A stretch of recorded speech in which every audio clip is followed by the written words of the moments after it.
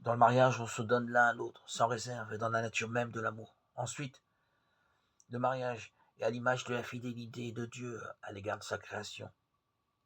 Il est indissoluble aussi parce qu'il est signe du don du Christ à son Église, qui est allé jusqu'à la mort sur la croix.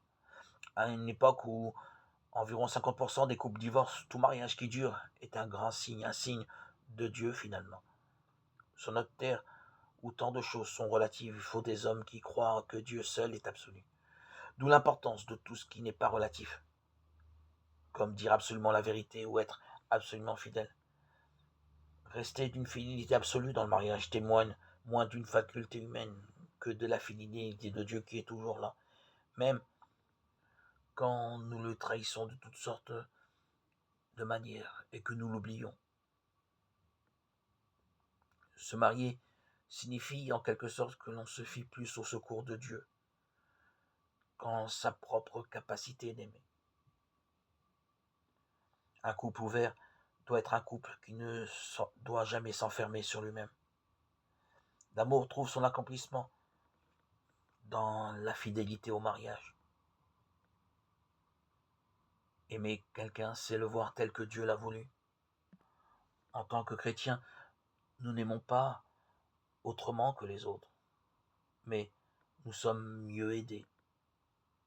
Nous connaissons ce qu'est aimer lorsque nous sommes en communion avec l'Esprit Saint.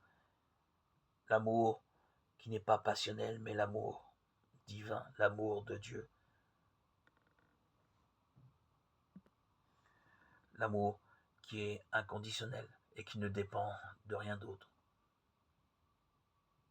que de l'amour d'aimer, la joie d'aimer, la joie d'aimer cet amour qui est de Dieu,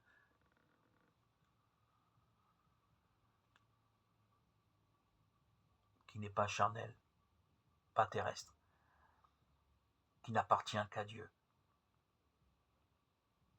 qui est né de Dieu, qui est la source d'amour à laquelle nous nous abreuvons lorsque nous sommes en communion avec cet Esprit de Dieu qui nous inonde, nous envahit, nous grandit, nous édifie, nous accorde une plénitude où les mots n'ont plus de sens, où la joie est envahit nos cœurs. Il n'y a pas besoin de discipline ésotérique, de pratique quelconque, mystique, pour connaître ce bonheur, cette joie, d'être en relation avec Dieu, d'être en relation avec le Christ, en communion avec l'Esprit Saint, en relation filiale avec le Père et le Fils et le Saint-Esprit. Quel bonheur d'appartenir à Dieu, de goûter à Dieu dans ce monde.